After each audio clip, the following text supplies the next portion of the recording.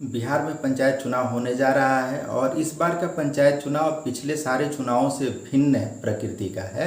पहले के चुनाव जो होते थे तो वो या तो ईवीएम से होते थे या बैलेट पेपर से होते थे, लेकिन शायद हिंदुस्तान के चुनाव के इतिहास में ये पहला मौका है जब एक साथ ईवीएम और बैलेट पेपर दोनों का ही उपयोग किया जा रहा है। इसके कारण मतदान कर्मियों का कार्य जो है बहुत बढ़ गया है। मैंने इसके पहले P1, P2, P3, चूँकि P3 भी 3 हो चुके हैं, P3A, P3B और P3C, उनके कार्यों के बारे में अलग से वीडियो बना रखा है, उसे आप देख सकते हैं। आज का वीडियो खास तौर से पीठासीन पदाधिकारी के कार्यों को लेकर बना रहा हूं, क्योंकि जो भी काम होगा वो सब पीठासीन पदाधिकारी के इर्द गिर्द ही होगा, चाहे वो रिटर्निंग ऑफिसर हो या पेट्रोलिंग मजिस्ट्रेट हो या पेट्रोलिंग कम कलेक्टिंग मजिस्ट्रेट हो या स्टैटिक मजिस्ट्रेट हो या P1, P2, P3, कोई भी अगर कर्मी है तो वो सब के सब प्रिजाइडिंग ऑफिसर को असिस्ट करेंगे और मतदान की पूरी जवाबदेही प्रिजाइडिंग ऑफिसर की होगी। ऐसे में आइए हम प्रिजाइडिंग ऑफिसर के कामों को समझते हैं। पहले जो चुनाव होता था वह डिस्पैच सेंटर से लेकर के स्ट्रांग रूम तक जो कार्य था वो अब थोड़ा सा बदला हुआ है। पहले डिस्पैच सेंटर पे पीठासीन पदाधिकारी सारा वोटिंग मटेरियल रिसीव करते थे और लेकर के पोलिंग स्टेशन पहुंचते थे, और जिस दिन पोल होना होता था उस दिन early in the morning patrolling magistrate वहां जाते थे और विभिन्न तरह के प्रपत्र जो बहुत गोपनीय प्रकृति के होते थे, जैसे strap seal, green paper seal या और भी कुछ होता था, और ईवीएम मशीन ये उपलब्ध कराते थे। और इनको प्राप्त करने के संग प्रिजाइडिंग और उनकी पूरी पार्टी एक्टिवेट हो जाती थी। इस बार जो डिस्पैच सेंटर है वो तो ब्लॉक लेवल पे होगा ही। वहाँ से डिस्पैच सेंटर के बाद सभी मतदान कर्मी, चाहे वो पेट्रोलिंग कम कलेक्टिंग मजिस्ट्रेट हो या पेट्रोलिंग मजिस्ट्रेट हो या कोई भी पदाधिकारी हो, और मतदान दल के कर्मी, सभी लोग किसी क्लस्टर पे रुकेंगे। क्लस्टर बनाया जाएगा, हर ब्लॉक में कई क्लस्टर बनाए जाएंगे और क्लस्टर इस तरह बनाया जाएगा कि वहाँ से पोलिंग स्टेशन पहुँचने में मैक्सिमम 45 मिनट्स लगे, यानी 30 to 45 मिनट्स की रनिंग डिस्टेंस होगी। इसलिए जो साधारण सामग्रियां हैं जो स्पेशल बैग और जनरल बैग में मिलती हैं प्रिजाइडिंग ऑफिसर को, तो मिलेंगी ही। बाकी जो ईवीएम वगैरह है वो भी पेट्रोलिंग साहब वहीं लेकर के उपस्थित रहेंगे और सुबह अपनी गाड़ी से अपने संग पूरी मतदान पार्टी को छोड़ देंगे। पेट्रोलिंग कम कलेक्टिंग मजिस्ट्रेट 2 ही बूथ के प्रभारी होंगे, अब ज़्यादा बूथ भी उनके पास नहीं होगा। तो जैसे ही आपको सामग्री मिले, सबसे पहले क्या करना है कि आप अपने सारे प्रपत्रों को तैयार कर लें। प्रपत्र की संख्या बढ़ गई है, काम बहुत बढ़ गया है। और करने के बाद जब आप पोलिंग स्टेशन पहुंचें तो पोलिंग स्टेशन पे सबसे महत्वपूर्ण काम है कोऑर्डिनेशन। किसके बीच? आपको रिटर्निंग ऑफिसर और उनके द्वारा नियुक्त विभिन्न पदाधिकारियों के बीच, जो प्रत्याशी हैं और उनके जो एजेंट हैं उनके बीच, और आपके जो सहकर्मी हैं, चाहे वो P1 हो, P2 हो, P3 हो या कोई अन्य हो, इन सब के बीच एक समन्वय बनाना है। बिना समन्वय के काम नहीं चलेगा। समन्वय के लिए जो निर्वाचन आयोग का गाइडलाइन है, आदर्श मतदान केंद्र कुछ इस तरह बनाइए कि प्रवेश और निकास, यानी मतदाता के आने और जाने में किसी तरह की बाधा न हो, और मतदाता जैसे आए तो सबसे पहले P1 के पास जाए। P1 जो है मतदाता सूची की चिन्हित प्रति का प्रभारी होगा और उसी से वो वोटर को आइडेंटिफाई करेगा, पहचानेगा। वह जिला ग्राम कचहरी के पंच और सरपंच के बैलेट का भी प्रभारी होगा। तो जैसे ही वोटर को पहचानेगा और क्रॉस करेगा अपने वोटर लिस्ट में, उसके बाद वह 2 बैलेट पेपर उसको देगा, पंच का और सरपंच का, और उसे P2 के पास भेजेगा। और P2 जो है ये मतदाता रजिस्टर 17A के प्रभारी होंगे। उस मतदाता रजिस्टर में उस वोटर के सीरियल नंबर को अंकित करेंगे और उसके बाद उसके जो आई कार्ड होगा, चाहे वह ईपिक हो या अन्य कोई दस्तावेज हो, उसके अंतिम 4 डिजिट को अंकित करेंगे और फिर उस मतदाता का वोटर का सिग्नेचर या मुहर लेंगे और उसके बाद मतदाता पर्ची उसको देंगे और उसके बाएं हाथ की तर्जनी पे अमिट स्याही, अभी मार्कर पेन मिलेगा इस बार, तो मार्कर पेन से स्याही लगाएंगे। और इसके बाद वोटर जो है P3A के पास जाएगा और P3A जो है पंच और सरपंच के जो बैलेट पेपर होंगे और उसको जो वोट कराना है उसके प्रभारी होंगे। तो ये बैलेट पेपर को मोड़ेंगे, पहले लंबवत और फिर क्षैतिज रूप में, और मोड़ने के बाद खोलेंगे और खोल के वोटर को देंगे। वोटर जाएगा और वोटिंग कंपार्ट नंबर 1 में पंच और सरपंच के लिए मत डालेगा। इसके बाद P3 ये जो है, जो P2 से मतदाता पर्ची मिली थी उसको P3B को ट्रांसफर कर देगा, और P3B ग्राम पंचायत के मुखिया और ग्राम पंचायत के सदस्य, इन दोनों के जो वोट होंगे उसके कंट्रोल यूनिट, ईवीएम से वोट होंगे तो उसके कंट्रोल यूनिट के प्रभारी होंगे। ये मतदाता पर्ची के आधार पे बैलेट इशू करेंगे और मतदाता जाके वोट करेगा। और ये जो है मतदाता पर्ची P3C को दे देंगे, और P3C जो है जिला परिषद के सदस्य और ब्लॉक डेवलपमेंट काउंसिल यानी पंचायत समिति के सदस्य, इन दोनों के बैलेट के कंट्रोल यूनिट का प्रभारी होगा। तो ये बैलेट इशू करेगा और मतदाता जाके मतदान करेगा, और इस तरह मतदान करने के समय निकल जाएगा। प्रिजाइडिंग साहब की दूरी जो है वह, जितने वोटिंग कंपार्टमेंट है 5 वोटिंग कंपार्टमेंट बनाए जाएंगे। 6 पद हैं तो 6 होने चाहिए, लेकिन 5 होंगे। क्यों? क्योंकि एक बैलेट वाला जो है वह एक ही बैलेट जो मतपेटिका है ना उसमें दोनों पड़ेगा, पंच और सरपंच वाला। इस तरह 5 वोटिंग कंपार्टमेंट होंगे, और प्रिजाइडिंग साहब अलर्ट रहेंगे कि कोई वोटर जो बैलेट है उसको लेकर के न चला जाए। बहुत सतर्कता की जरूरत है। तो प्रिजाइडिंग का पहला सबसे महत्वपूर्ण योगदान कोऑर्डिनेशन में, और दूसरा ये ध्यान रखना कि कोई बैलेट लेके चला न जाए और बाहर से निकलने के बाद फिर न घुसे, क्योंकि फिर घुसेगा तो उसको वोट नहीं देने देना है। इसके बाद जो बहुत महत्वपूर्ण काम है वो है विभिन्न प्रपत्रों को तैयार करना। सबसे पहले स्टैट्यूटरी पैकेट की बात करें तो इसमें कुल 9 इन्वेलप होंगे। उन इन्वेलप के अंदर क्या रखा जाएगा उसको मैं लिखा हूं। सबसे पहले मतदाता सूची की चिन्हित 2 प्रतियां, मतदाता सूची की चिन्हित प्रति किसके पास होगी? P1 के पास होगी। उसी से लेकर के और दोनों को अलग अलग छोटे छोटे लिफाफे में रखेंगे, फिर एक बड़े लिफाफे में रखेंगे और दोनों को सील करेंगे और लिफाफे के ऊपर लिखेंगे मतदाता सूची की चिन्हित प्रति। इसके बाद उपयोग में नहीं लाए गए मतपत्र, जितने मतपत्र मिलेंगे उसमें से जो बच जाएंगे उनको भी यहाँ पे एक इन्वेलप में डाल के और सील करेंगे। फिर रद्द किए गए मतपत्र, किसी कारण बस हो सकता है कि वोटर का इंटेंशन न हो या P1 या किसी भी कर्मी का इंटेंशन न हो, लेकिन कोई बैलेट जो है क्षतिग्रस्त हो जाए तो वो भी स्टैट्यूटरी पैकेट में 3रे नंबर पे जाएगा। और 4थे नंबर पे टेंडर्ड मतपत्रों का लिफाफा और सूची। प्रपत्र 16 में टेंडर्ड क्या होता है? सपोज कीजिए कोई वोटर आता है, कहता है कि मैं यहाँ का वोटर हूँ, मुझे वोट देना है। जब P1 उसको आइडेंटिफाई करते हैं तो पता चलता है कि उसके नाम पे पहले से कोई वोट डाल चुका है। तब क्या होगा? वो टेंडर वोट कहलाएगा और उसके लिए अलग से बैलेट पेपर मिला होता है प्रिजाइडिंग साहब को। और प्रिजाइडिंग महोदय जो बैलेट मिलता है 20 मिलता है, 20 का एक बंडल मिलता है, तो जो अंतिम सीरियल का बैलेट होगा ना उसी को इशू करेंगे। इस तरह टेंडर्ड मतपत्रों का लिफाफा और सूची भी स्टैट्यूटरी पैकेट में जाएगा। फिर अव्याक्षेपित यानी चैलेंज मत। चैलेंज कौन वोट होता है? सपोज कीजिए कोई वोटर आता है, कहता है कि मैं वोट देने आया हूँ। वहाँ जो पोलिंग एजेंट बैठा है वो कहता है नहीं, ये जो है वैलिड वोटर नहीं है। तो जब चैलेंज करेगा तो निर्णय कौन करेगा? Presiding officer. कैसे करेगा? पहले कहेगा पोलिंग एजेंट को कि आप 10 रुपये का शुल्क जमा कीजिए, और 10 रुपये का शुल्क लेने के बाद वह वोटर से पूछताछ करेगा कि आप अपने परिवार के अन्य सदस्यों का नाम बताओ, आप रिलेशन बताओ।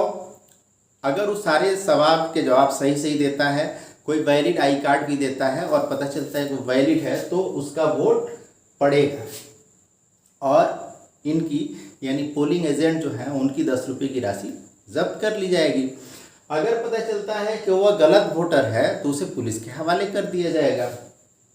इसके बाद 6ठे नंबर पे व्यवहृत मत पत्र के प्रतिपर्ण, जो बैलेट यूज हो रहा है उसकी अधकट्टी ऊपर से फाड़ ली जाती है और उस अधकट्टी पे भी वोटर का सिग्नेचर लिया जाता है, एरो क्रॉस मारा जाता है और उस पर सीरियल नंबर भी लिखा जाता है, तो भी स्टैट्यूटरी में जाएगा। इसके बाद मतदाता रजिस्टर 17 है। मतदाता रजिस्टर P2 के पास होता है, जिसपे वोटर का सीरियल नंबर लिखते हैं, उसके पहचान पत्र का अंतिम 4 डिजिट लिखते हैं और अभियुक्ति कलम में लिखते हैं कि ईपिक से किया या अदर दस्तावेज से किया, या उसका अंगूठे का निशान या हस्ताक्षर कराते हैं। इसके बाद मतदाता पर्ची P3C के पास रहती है और यहाँ से लेकर के उसको भी एक पैकेट में सील करके और तब स्टैट्यूटरी पैकेट में डालते हैं। और अंत में रिटर्निंग ऑफिसर जो निर्वाचित पदाधिकारी हैं वह कोई आदेश देते हैं कि इस दस्तावेज को भी आप स्टैट्यूटरी में डालिए तो डाला जाएगा। तो इतने दस्तावेज जो है स्टैट्यूटरी में होते हैं। स्टैट्यूटरी वैसे तो कोई महत्व नहीं है, कोई मतलब नहीं है, ना कोई चेक होता है ना कुछ। लेकिन अगर इस निर्वाचन से संबंधित कोई केस होता है माननीय उच्च न्यायालय में, तो वहाँ सबसे महत्वपूर्ण दस्तावेज स्टैट्यूटरी पैकेट हो जाता है और वहाँ आपके जो कुछ भी आपने लिखा है वो एक एक चीज़ दस्तावेज के रूप में प्रस्तुत होता है। इसलिए बड़े सोच समझ करके सही सही विवरण इसमें अंकित करना चाहिए और इसको सील कर देना चाहिए। दूसरा जो पैकेट है वो नॉन स्टैट्यूटरी का है। नॉन स्टैट्यूटरी में पहला है चिन्हित प्रति से भिन्न मतदाता सूची। जिस वोटर लिस्ट पे काम किया P1 ने वो तो चिन्हित में चला गया स्टैट्यूटरी में, बाकी जो वोटर लिस्ट बचा वो इसमें चला जाएगा नॉन स्टैट्यूटरी सीरियल नंबर 1 पे। लिखना है सब पे, अंदर लिफाफे में ये लिखना है चिन्हित प्रति से भिन्न मतदाता सूची, यानी वोटर लिस्ट लगाना है और ऊपर लिखना है चिन्हित प्रति से भिन्न मतदाता सूची। स्टैट्यूटरी में भी नॉन स्टैट्यूटरी में अंदर जो लगाइए बाहर लिफाफे पे वो लिखा होना चाहिए और सील होना चाहिए दोनों में। फिर पोलिंग एजेंट की नियुक्ति प्रपत्र 11 में होती है। कौन करता है? तो प्रत्याशी करता है, यानी प्रपत्र 11 में अपना नियुक्ति पत्र पोलिंग एजेंट ला करके पीओ को देता है और वो नॉन स्टैट्यूटरी में जाएगा 2 नंबर पे। तीसरा है दृष्टिहीन निःशक्त मतदाताओं की सूची और साथियों की घोषणा। जो दृष्टिहीन निःशक्त या विकलांग मतदाता आते हैं उनको सहयोग की जरूरत होती है, तो 18 वर्ष से अधिक आयु का कोई व्यक्ति उनका असिस्टेंट हो सकता है और उसको घोषणा करनी पड़ेगी। तो उसकी घोषणा भी ये प्रपत्र 15 में होगी और ये नॉन स्टैट्यूटरी में जाएगा। इसके बाद मतदाता की आयु संबंधी घोषणा। किसी मतदाता के 18 वर्ष के होने या न होने के संबंध में कोई अगर शंका होती है तो उसके संबंध में उससे घोषणा पत्र लिया जाएगा, वो भी नॉन स्टैट्यूटरी में जाएगा। और 5वें नंबर पे अव्यवहृत और नष्ट मत पत्र पेपर सील नॉन स्टैट्यूटरी में जाएगा। 6ठे नंबर पे चैलेंज जो वोट है तो उसकी जो राशि है और रसीद है वो भी नॉन स्टैट्यूटरी में जाएगा। और सबसे महत्वपूर्ण 7वें नंबर पे मॉक पोल सर्टिफिकेट भी नॉन स्टैट्यूटरी में जाएगा। इस तरह नॉन स्टैट्यूटरी में 7 आइटम हुए और स्टैट्यूटरी में 8 आइटम। आरओ के निर्देश पे अगर एक और बढ़ाना हो तो 9 आइटम आपके स्टैट्यूटरी में हो जाएंगे। थर्ड पैकेट जो है अपेक्षाकृत कम महत्वपूर्ण होता है। इसमें क्या है, पुशर जो बैलेट बॉक्स होगा ना उसमें अगर लगता है कि अब पुश करने की जरूरत है, जगह नहीं है, तो पुशर भी होता है। मेटल सील, प्रभेदक चिन्ह, क्रॉस मुहर, stamp pad, metal rule, voting compartment, ये सब थर्ड पैकेट में जाएंगे और इनको बस बंद तो करना है लेकिन सील नहीं करना है।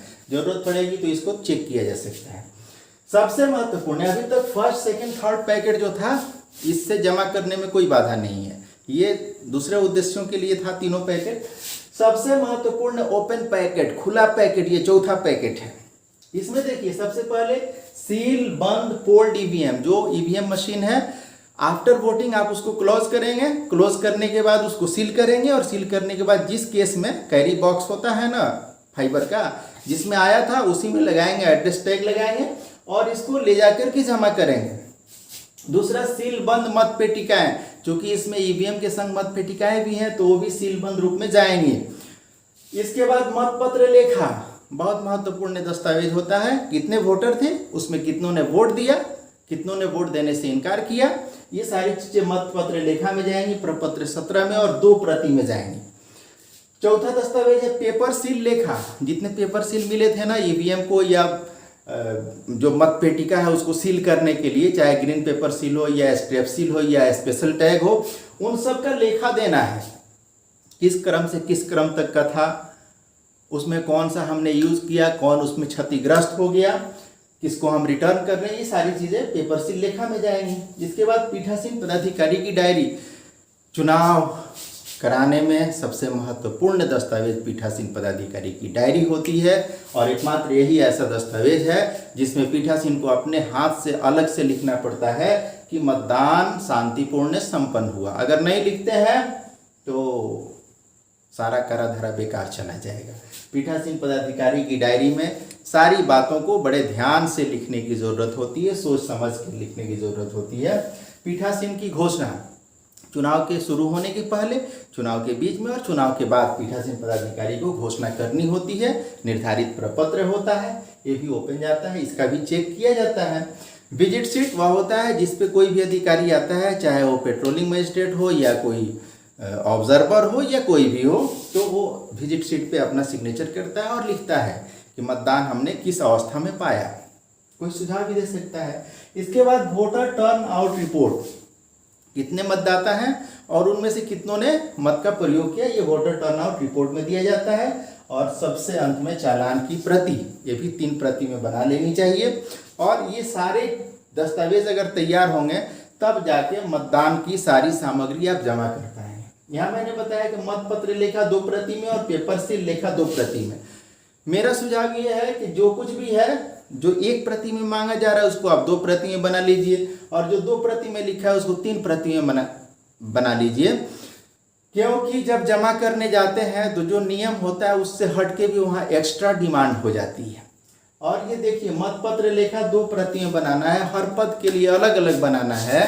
6 पद हैं तो 12, और 2-2 प्रति तो कितना हो गया 14, 3-3 प्रति तो 36 हो जाएगा। काम बहुत ज़्यादा है, ध्यान देने की ज़रूरत है। पेपर सील लेखा भी 2-2 प्रति, तो 6 पद हैं तो 12 प्रति हो गया। और हम कह रहे हैं कि 3-3 प्रति में बना लीजिए तो 18 हो जाएगा। इस तरह काम बहुत ज़्यादा है, लेकिन अगर शांत भाव से और काफ़ी अलर्ट होकर काम किया जाए तो निश्चित रूप से कोई परेशानी नहीं आने वाली है। हाँ, प्रिजाइडिंग के लिए ये ज़रूरी है कि वो जो कुछ भी रिसीव करते हैं उसका रिकॉर्ड रखें, क्योंकि जो कुछ रिसीव करते हैं और जो कुछ उनको जमा करना है ये उस वैसे है जैसे सांस का आना और सांस का जाना। सांस का आना जीवन, सांस का जाना जीवन, लेकिन सांस का रुक जाना जीवन का रुक जाना होता है। इसी तरह जैसे ही पीठासीन पदाधिकारी डिस्पैच सेंटर से मतदान सामग्री प्राप्त करते हैं तो जैसे उन्होंने सांस लिया, और ये सांस तब तक रुकी है जब तक उन्होंने स्ट्रांग रूम में सारी सामग्री को निर्धारित प्रक्रिया से जमा नहीं कर दिया। जब जमा किया तो समझो कि सांस निकला, यानी जीवन उनका चल रहा है। अगर रुक गया है तो फिर बहुत मुश्किल होने वाला है। चुनाव एक ऐसा राष्ट्रीय पर्व है, लोकतंत्र का महापर्व, जिसमें सबसे ज़्यादा सख्ती होती है। पूरा एडमिनिस्ट्रेशन एक्टिवेट होता है और जिस स्तर पे कमी पाई जाती है उस स्तर पे तुरंत सज़ा भी मिलती है। इसलिए हर सज़ा से बचने के लिए हर व्यक्ति को अपनी जवाबदेही समझनी होगी, और निश्चित रूप से यह एक सामूहिक दायित्व है, किसी एक व्यक्ति का कार्य नहीं है। सभी लोग लोकतंत्र के भागीदार हैं और जिनका इसमें नियोजन हुआ है काम करने के लिए उनकी सामूहिक जवाबदेही है। अब तो ये भी आयोग का निर्देश है कि प्रिजाइडिंग ऑफिसर के संग प्रथम मतदान पदाधिकारी यानी P1 और द्वितीय मतदान पदाधिकारी यानी P2 स्ट्रांग रूम तक जाएंगे और सारी सामग्रियों को जमा कराने में सहयोग करेंगे। मैं आशा करता हूं कि आप लोगों को ये वीडियो काफ़ी हद तक एक आउटलुक देगा कि हाँ, हमें क्या क्या करना है, कैसे करना है, और बाकी जो भी प्रपत्र है उन प्रपत्रों को भी एक मॉडल के रूप में भर के मैं कोशिश करूंगा कि समय पे आपको उपलब्ध कराऊं, जिससे इस चुनाव प्रक्रिया को संपन्न कराने में थोड़ी सहजता हो। चैनल पे बने रहें।